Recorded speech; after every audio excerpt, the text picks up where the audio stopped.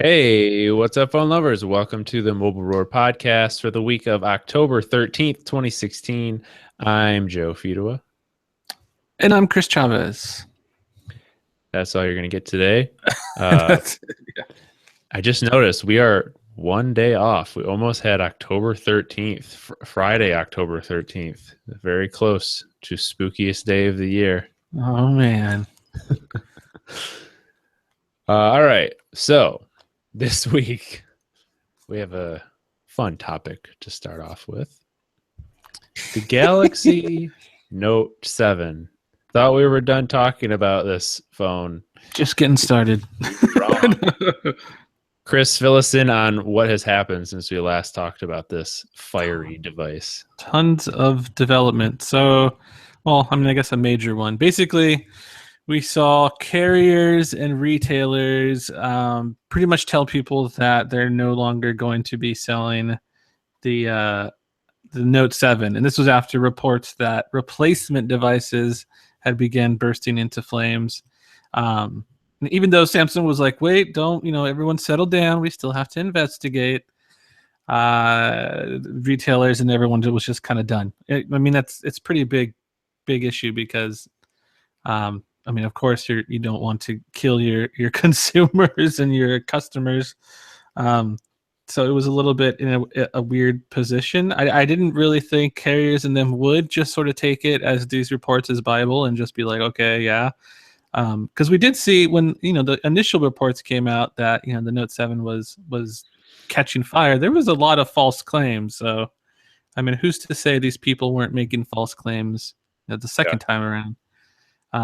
But yeah, they did, and there still hasn't been an official recall yet. But Samsung did finally say that in the interest of our customers and their safety, we're going to stop the exchange program, and we're no longer going to be manufacturing the Note 7. We've completely stopped production on the phone, which is a huge deal because they're basically just like, we give up, throwing in the towel.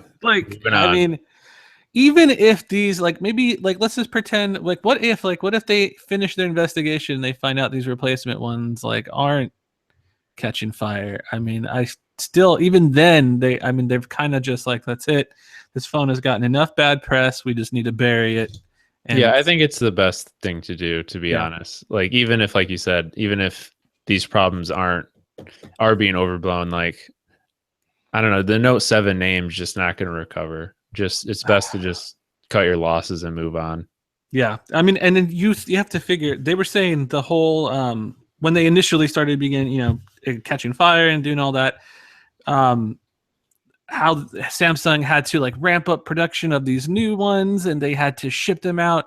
They said that was going to cost them billions, but now you have you're completely stopping production. They probably have millions of these phones, in a factory, and now they just have to destroy them. They can't refurbish them. They can't, slap a new name on it. They're literally just gonna have to just. All of a sudden, Swappa is flooded with Note 7s from seller Sam Sung. Sam, last name Sung. Where'd all these come from? Oh man, I wonder how that guy's doing. But yeah, so they're taking a huge loss. I think the analysts predict it at 17 billion.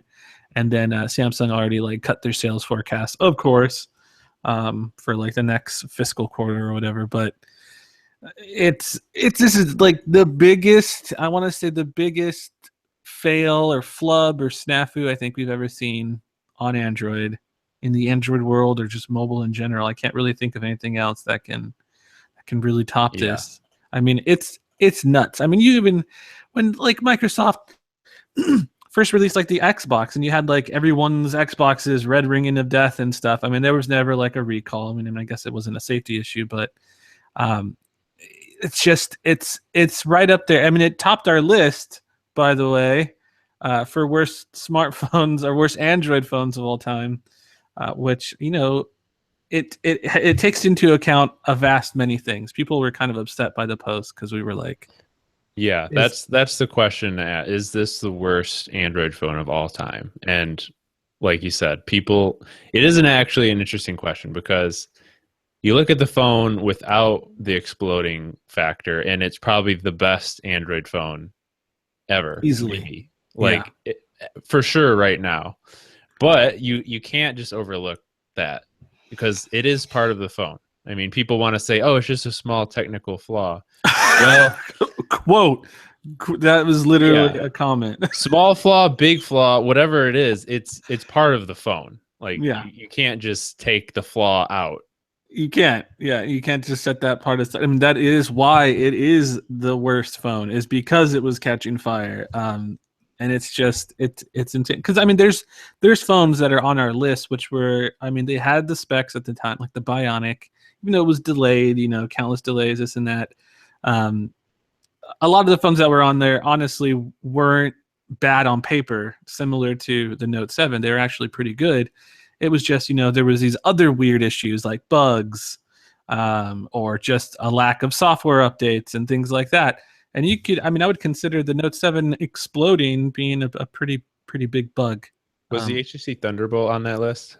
It was, yes, yes. Okay, because yeah, that's a good example. Like the Thunderbolt had awesome specs, Yeah. and everything like on paper looked like it should be great. And First 4G LTE phone, and yeah, when it was working well, it was really good. But there were these flaws, and people who had these flaws, they hated the phone because of it.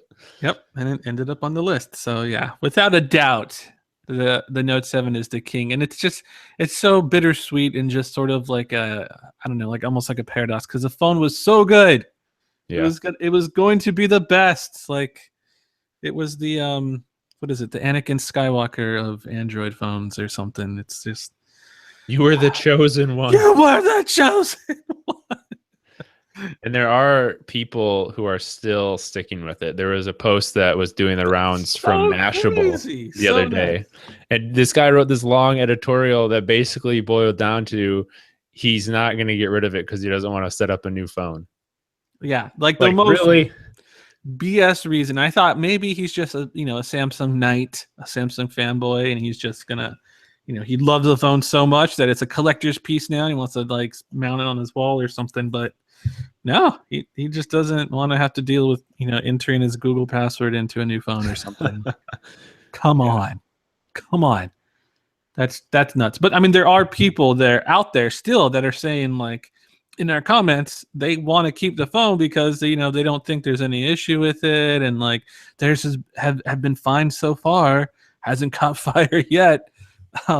They're all fine until they're not fine. Exactly. I mean, who in their right mind would want to take that risk? I mean, and they don't just like smoke, they don't just melt. I mean, these phones literally erupt into flame, spewing out toxic fumes. I mean, I can't even imagine if this happened silently, like on your nightstand, and it's just shooting, smoke in your face, and you just, I mean, there's a lady on camera who comes out of her bedroom with a smoking Note 7, shows it to her husband. She's like, oh, and the whole time in the video, I'm thinking, you don't want to be breathing in that smoke. It's like, she's trying to walk around with it, and it's like smoke's coming in her face. And after she hands it to him, she goes back to bed, and all of a sudden she passes out.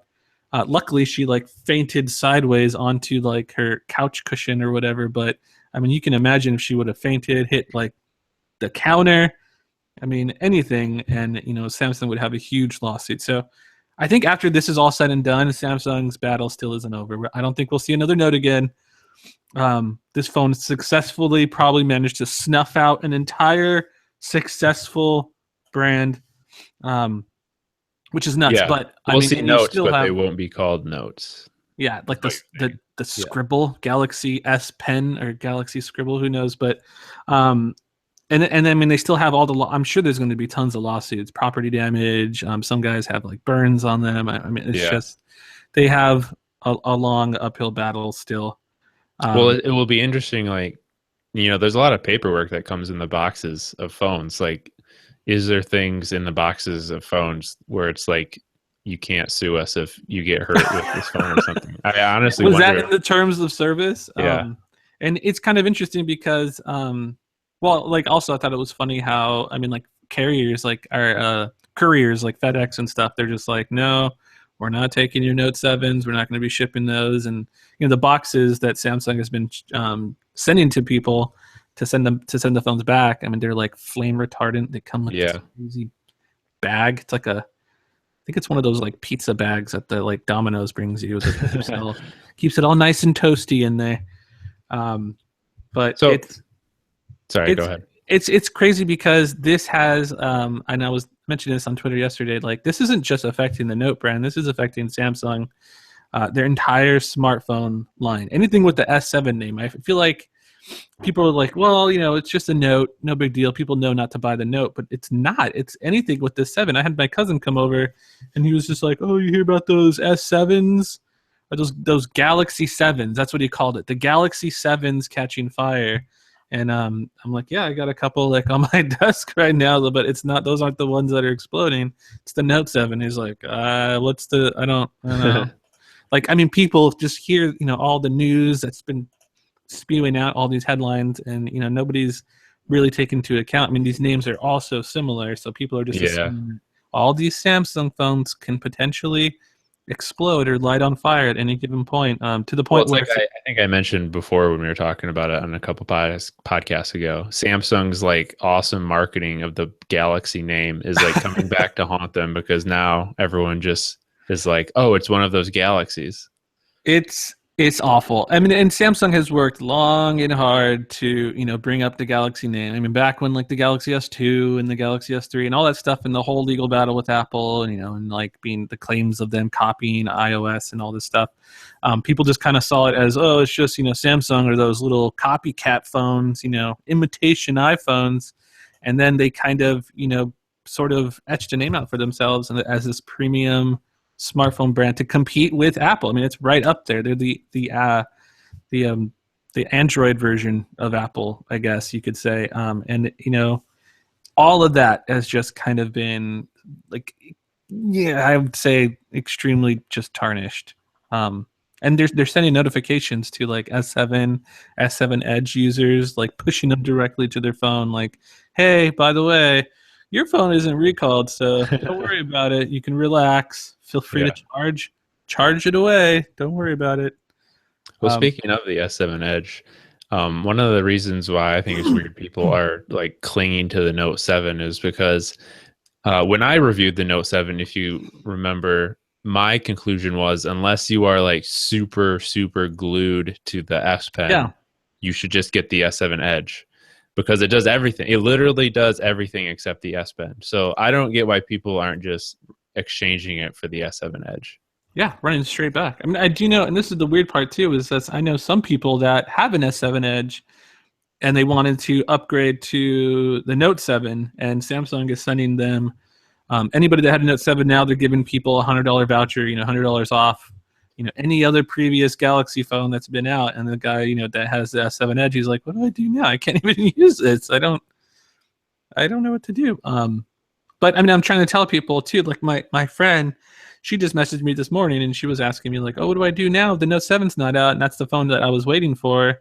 And she has an S6, and I'm like, I mean, just get the S7 Edge. But I mean, she had it in her heart that the Note 7 was like the bee's knees, and I'm trying to convince her like that the S7 Edge is pretty much the same phone, just without the Type-C and the iris scanner. But I don't know. I mean, I feel like people on paper, like some of these Samsung fanboys, they love all those little extra features to kind of, it gave the phone the edge, I guess. So I don't know. I don't know why people aren't just running back to the S7 Edge, because it really is a pretty awesome phone still. Yep.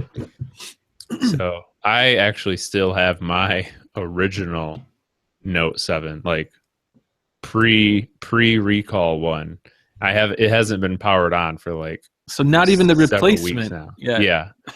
Because see, here's the thing, like a lot of people have commented, it wasn't really easy to exchange the Note 7 for the replacement Note 7. Like I called, mine is the AT&T model, and I got it from Best Buy.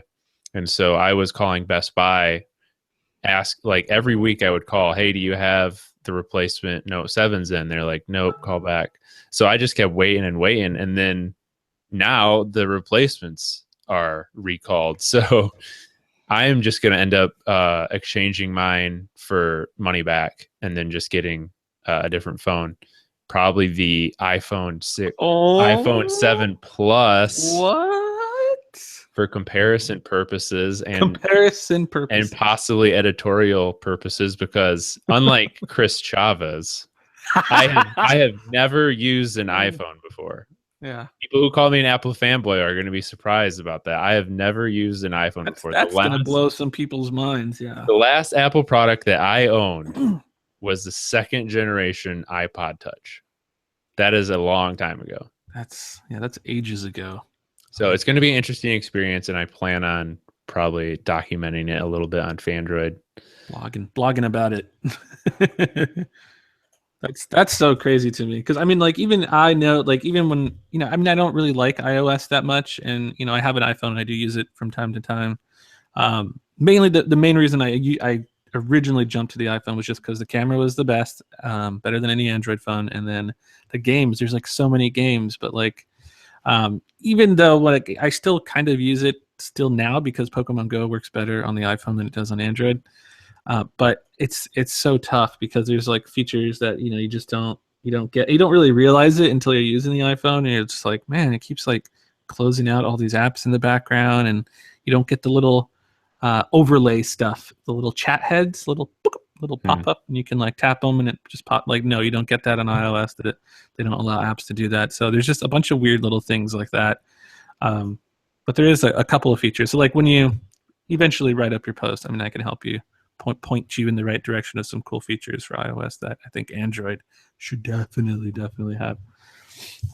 Yeah. All right. So let's move on from that. Pixel stuff. So the Verizon Pixel, or the Pixel on Verizon, I should say, is like an exclusive right now. If you buy it from Best Buy, you can only get it on Verizon. You can get it from Verizon stores. If you want to use it on another carrier, you have to buy it from the Google store. And the big question people had is, so who's going to be handling updates on the Verizon model? And at first, it appeared that Verizon would be, and that was kind of like a big womp womp. But I guess it's actually going to be Google. Yeah, this is really weird because I don't know if it was all the bad press or what, but there was like a complete turnaround, or like 180. Originally, Google was like, oh, I forget who they told, but they told one of the outlets that, like, oh, all the updates are going to be handled by Verizon, which is technically true. They're going to pass them to Verizon, and then Verizon gets to do whatever the hell they always do.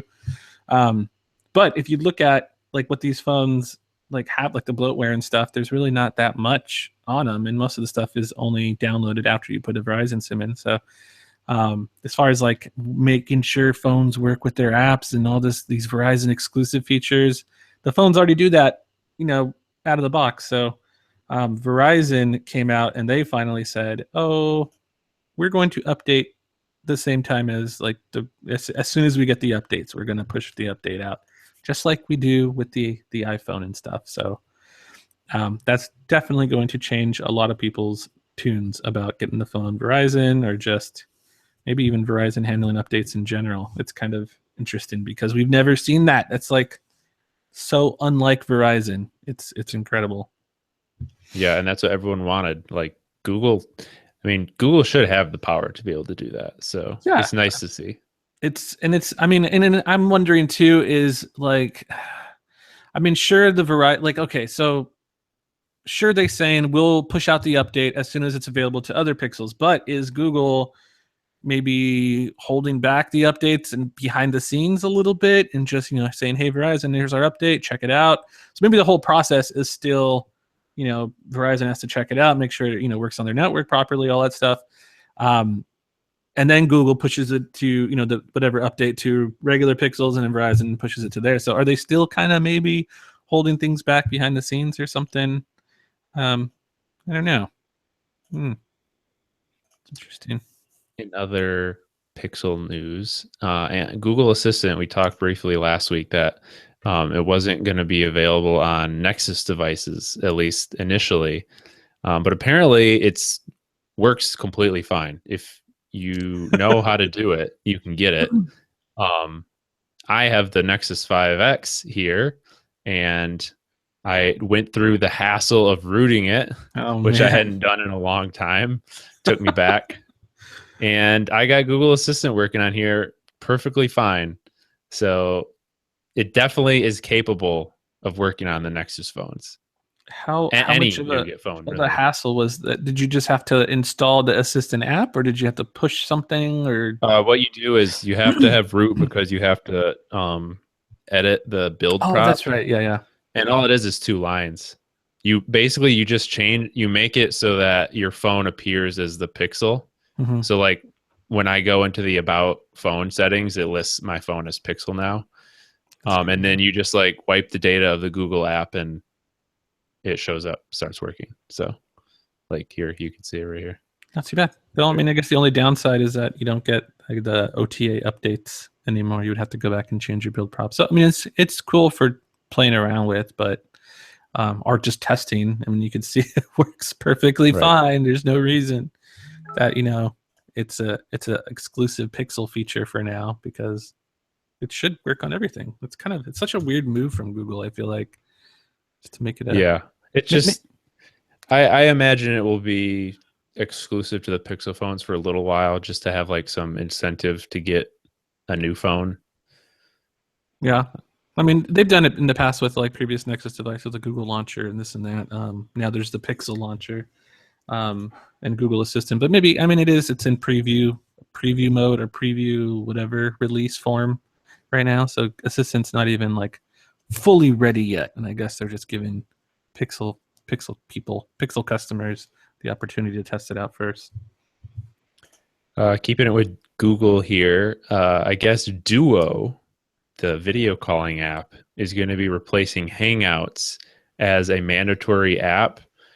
And Crazy. if I understand this completely, there are a few apps that Google requires Yeah. Android phones to have if they want access to the Play Store, right? Yep, the Google Suite apps or whatever. Okay, so yeah, Hangouts was in that for a while. So every Android phone that had the Play Store would also have Hangouts pre-installed. But Yeah. apparently in the future, it's going to be replaced with Duo, which is an odd replacement. A lot of people are saying because like it's just video calling. It's not a messaging app like Hangouts at all.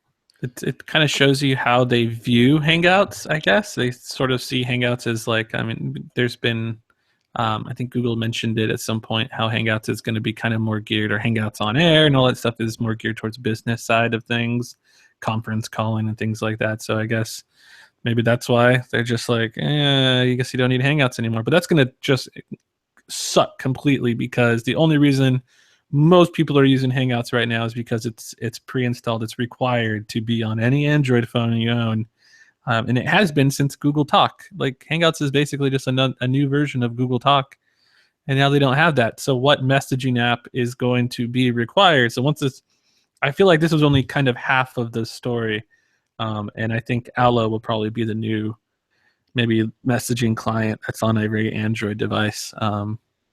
And it probably was their plan all along. But Allo is just so early right now, and it's very beta-y. I guess they just can't require it right now. But yeah, so I think the rumor was just like only halfway, because I mean, it just makes no sense. You don't have to install Hangouts, but you have to install Duo. Like that's nutty. Crazy. Yeah, I mean, doesn't their SMS messenger? No, that doesn't come pre-installed. Mm-mm. That's all. Yeah, that's also optional. They demoted a lot of apps. Like, I mean, we've seen it before, but like Google Plus was demoted to like an optional thing.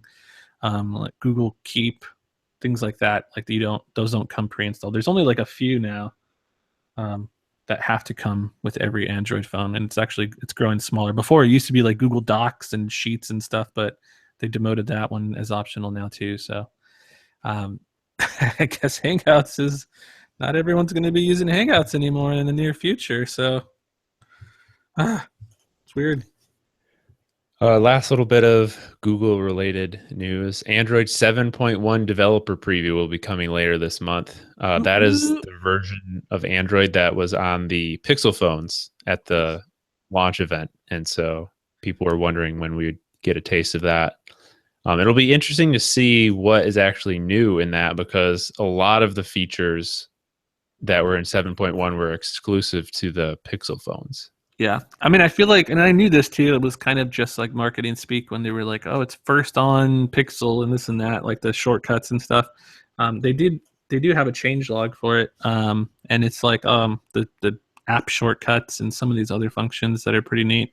But So, app shortcuts, isn't that something that only works in the like Google's launcher? no, I mean it's an API that like the developers can tap into, so they can add it to any of their app icons, and then apparently it's pretty easy to do. So that's why like Action Launcher, he recently added it to his, but he's kind of doing it in a weird hacky way.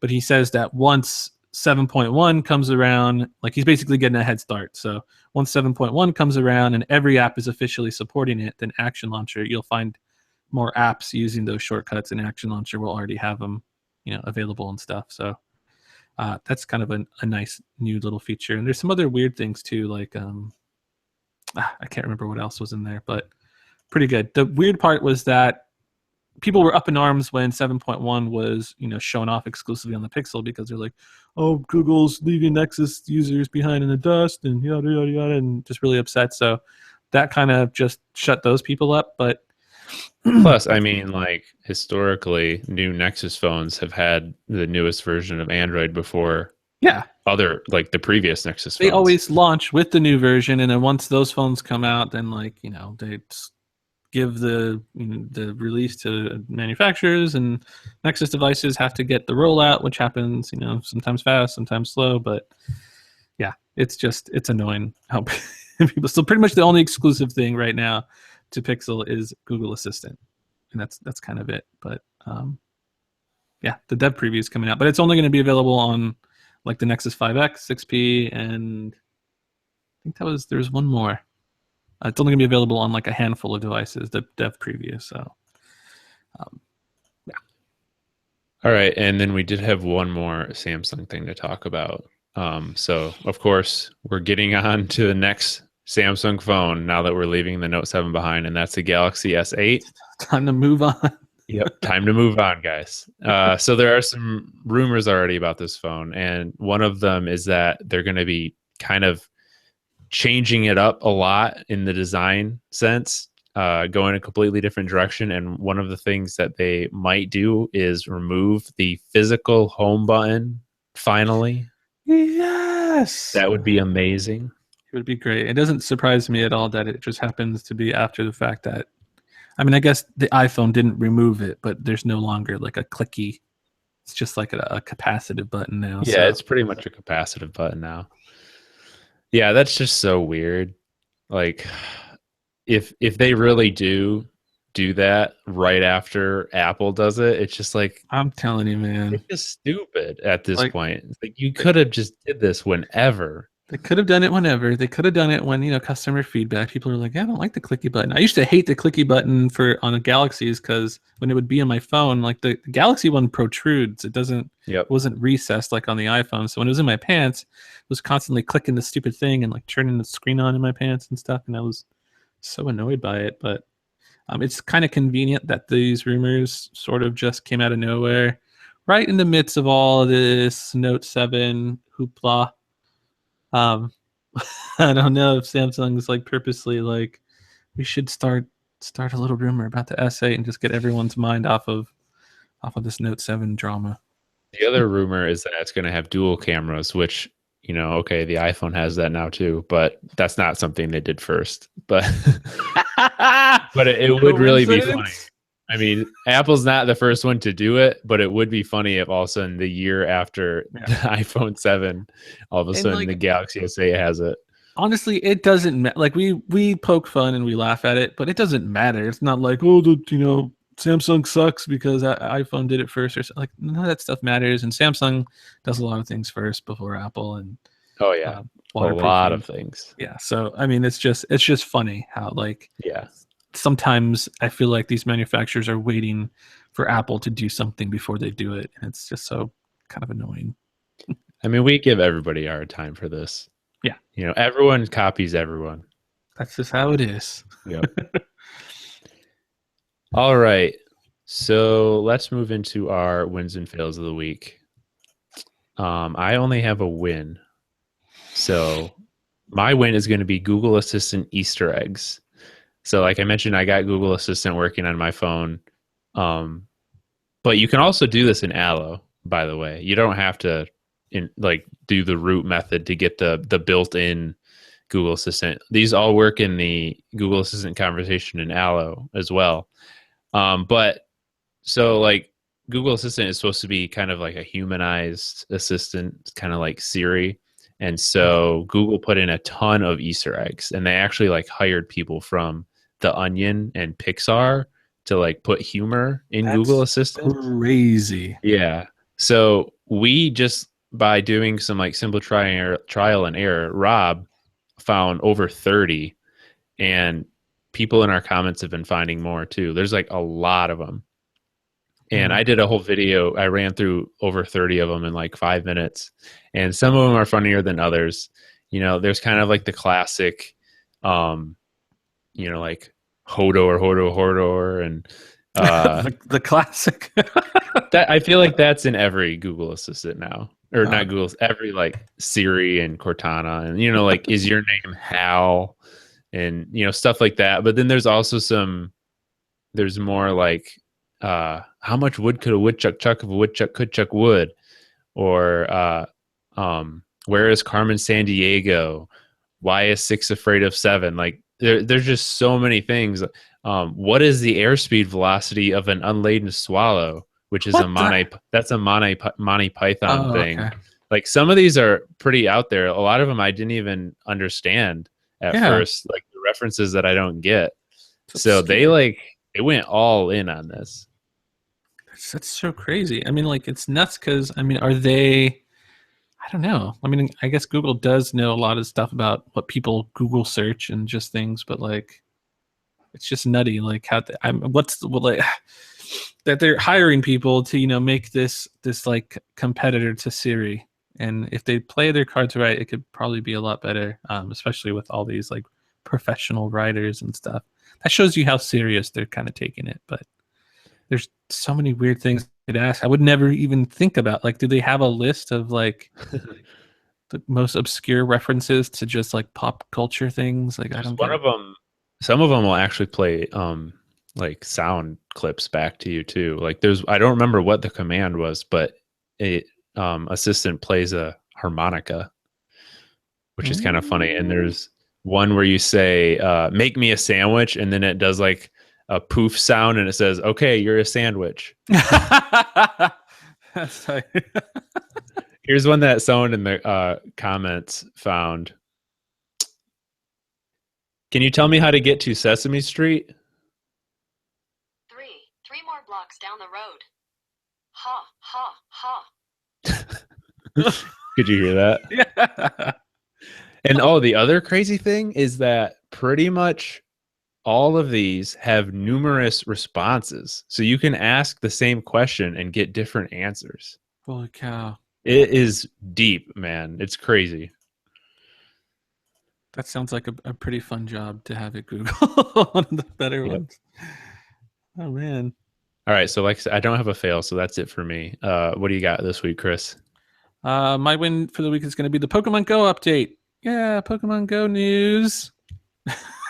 There is a big update for Android and iOS, and it introduced, I think we talked a little bit about it last week, but there's some new stuff too. But it introduced a better gym training system, so it makes it easier for newcomers. Better for people who aren't high level. Exactly, yeah, and better for newcomers. So if it's anybody who's not really like level 30 yet or whatever, you can train up pretty much any of your same gym color. You can train up any of those gyms a lot easier because it scales down the CP of Pokemon to meet your like highest Pokemon. So it makes things a lot easier to help out, and you can place your Pokemon, and then you can start getting coins and stuff. So that's awesome. The other feature was a catch rate bonus for the types of Pokemon that you catch, which is pretty neat. And then there's some little changes like I can't remember what some of the littler ones that were pretty cool, but it did help out a lot. They changed a lot of the UI stuff with the Pokemon Go Plus, and they fixed some things. So now you can choose on your Pokemon Go Plus whether or not you want to target Pokemon or Pokestops or both, which is kind of awesome because sometimes when you run out of Pokeballs, you don't want to be constantly notified a Pokemon is near you, and it won't stop notifying you either. It's kind of annoying, but you don't want to get notified if you have no balls left. So you can just turn that part off, and it's kind of awesome. It's kind of a big deal, and I'm so incredibly hyped. I think there was a couple of updates on Android until it officially rolled out, and then it's already available on iOS, so that's cool. But my fail for the week is still Pokemon Go related, and that is that the Plus still kind of sucks. The Pokemon Go Plus is kind of annoying the crap out of me, and I hate that I need it, if that makes sense. So a lot of people ask me, is it worth the $35? And I'm like, well, how much is $35 to you? If it's not that much, then yeah, go for it. And how dedicated are you to the game? But the cool thing is, well, I guess it's not cool, but the normal battery life on the Pokemon Go Plus was advertised at 100 days of battery life. And they said, depending on use, a little asterisk, which of course makes sense. But mine only lasted 25 days, not even a full month yet. And mine already needed a battery replacement, which was kind of annoying a little bit. Yeah, it's annoying that it's not rechargeable in the first place. Yeah, I mean, there's so many, and then I hate even thinking about it and letting my mind wander there. Is like, why didn't they make it, just rechargeable? Why didn't they make it waterproof? Why didn't they, it's all these things just start like adding up, and it really starts to bug the crap out of me. And that's why it's kind of my fail for the week. And I wish I could just get it, smash it. There's always all kinds of connection issues on Android, not so much on iOS. And I want to just destroy it and crush it in my hands, but at the same time, I need it. I need it so much. Gotta track those steps. Exactly. Got to hatch the eggs and do all that. And it's just, I hate so much that they've done this to me. Niantic, Nintendo, Pokemon Company, whoever they are, it sucks. So yeah, that's going to be my fail. Pokemon Go Plus. Right. If you guys are in the live chat right now, start asking some questions, and we'll try to get to some of those after our app picks. But for app picks, mine is going to be a weather app called Clemendo. Clamato? What? Clamato? Clemendo. Yeah. I think that's how you say it. I don't know. But this is a weather app, and every weather app has to have like some little gimmick that makes it different than like all the million other weather apps. And this one's little thing is that it takes a bunch of weather information from like popular sources like AccuWeather, Weather Channel, NOAA, all those sources, and it makes it easy to compare. So like it'll average out the forecast from all those, and it will give you like the highest probability forecast, and it will show that on like the main page. But then if you click on it or tap on it, I guess, then you can see like the full list of all the forecasts. So it's kind of an interesting way, like if you're really hardcore into weather and you don't trust just one source, you got to have all the weather. It's interesting. There's a free version and there's a paid version. So check that out. I think it's called Clemendo. Not Clamato. Okay. My app pick is going to be the FlyChat. There's an application that just came out. It's called FlyChat.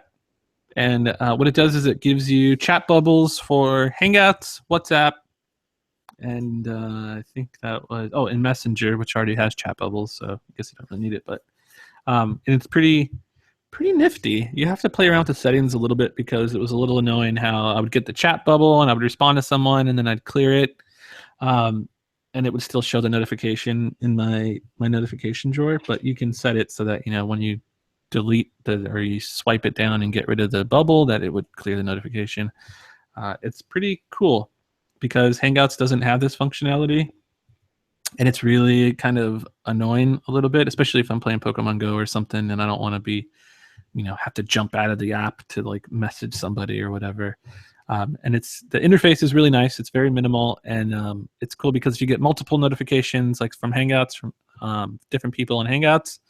You just swipe left or right to move between your conversations, which is awesome. That's what Hangouts should have. I think they used to have that a long time ago. So that's pretty awesome. It's called Fly Chat, and I believe it's free on the Google Play Store right now. Where did I download it? I think I might have gotten it from XDA, but it should be on there. All right. So we got a couple questions here in the live chat that we have some time to answer. So do you think, this is from Sean Winthizer, do you think Google in the near future will move to releasing phones more than once per year? I don't think I can't see that. It seems like everyone just does one major phone a year. Yeah, he's asking what, more than like every 6 months, or like I would not two. like multiple devices at once, like they just did with the Pixel and Pixel XL, but like, release a phone in the fall, release a phone in the summer or something like that. I don't know. No way. Yeah, I don't think they would ever do that. No, I mean, I feel like eventually we might see people or whatever just doing like a once every 2 years, or just like, kind of like how Apple does with like an S version, and they slightly update the specs a little bit. I wish more manufacturers would just kind of do it that way. I wish people would kind of slow down with all these different phones. That's kind of the most annoying thing about Android. I'm fine with once per year, to be honest. I mean, like maybe it would be a little, I don't know, like if Samsung just released like the Note and the S7 like all at the same time. Mm-hmm.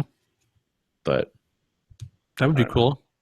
I don't know. I mean, I don't, to me, it's just annoying when they change the form factor, and it's like all these cases that I invested in, these accessories, and they change some of the ports and stuff, like all this stuff that I, just bought for this phone. It's no good anymore, or this protection plan, or like, I usually don't keep phones for 2 years anyway, so I'm always upgrading. I feel like I just got the Nexus 6P, and now there's already a new Pixel, and I just got the S7, and we're already talking about the S8. Well, we're in a different situation too.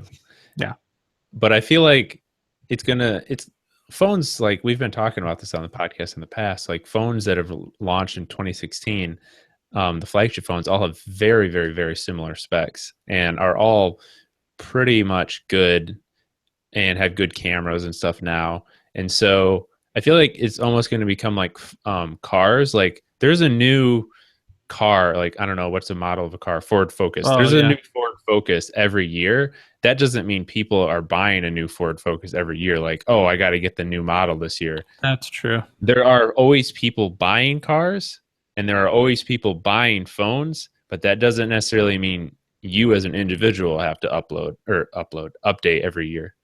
Yeah, I like that analogy. Makes a lot of sense. Even though I do have to. Yeah, phones is a little different than cars. Definitely have to every year. Sean asked another question. Do you think Google will release a new tablet? I would really like to see them release a new tablet. Yeah, there was the rumor that they're going to do the 7-inch one. I mean, the Pixel C is still kind of, I guess it's a year old by now, but I mean, they have the Pixel C. Maybe they'll just update the Pixel C internals. I don't know. I feel like they just don't really like focus on tablets that much. But I think the 7 was like the best tablet they ever made.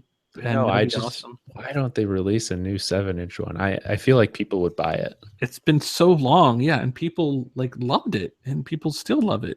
People are still using it, and it's just like all they had to do is just update some of the internal specs and stuff, and they can just relaunch it, and people would still buy it. But I guess is Samsung true? Here's this one's from Tito Escobar. Is Samsung truly gonna kill the Note brand? We're not going to really be able to know that until next year, really, when it comes time to new Note time. I will bet money that yes, they will. I don't think. All right. Let's remember this podcast right here. I'm going to also, let's see, what do I want to say? Because, okay, there's two ways they can go. They can either say, well, this isn't the S7, and people were, they attached the bad memories to the number 7. So by having a Note 8, will forget, it's an 8. It's different. But then again, it's like the Note brand is still completely tarnished by all this. Yeah. So I am going to say, I'll just go the opposite of you. I think they're going to stick with the Note name. Ooh. Well, so we'll see. We'll see. Yeah. Well, Crystal BH10, what is your thoughts on Aloe? We already talked about that a lot, so I'll say go watch. I think it was like maybe 2 episodes ago we talked about that. But let's just follow up on that a little bit. How much have you been using it since it came out? There's an app that lets you shortcut. When you click the little app icon, it'll take you directly into Google Assistant inside of Aloe, and that's the only reason I've kind of re-downloaded Aloe. But I had honestly just uninstalled it. I wasn't even bothering with it. I mean, there's other apps that do the exact same thing, and they all do it better. So Facebook Yeah. Messenger, WhatsApp, all those are still not feeling Aloe. Yeah, it's just, I've heard some people saying that they're using it a lot because they have people who, were willing to adopt it. That's cool. I don't really have anyone.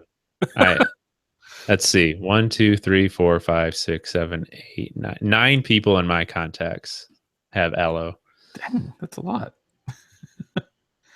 But none of them are people that I actually talk to on a daily basis. So it's pretty much useless. So there you go. Exactly. So you're not really communicating back and forth with them. I mean, and the people I do communicate back and forth with, I don't even really have their phone number. So it's like, it's one of these weird situations. Yep. All right. Last question. This is from Sean again. Have you seen the new Rogue One trailer? Yeah. It was literally the first thing I watched when I woke up this morning. Same here.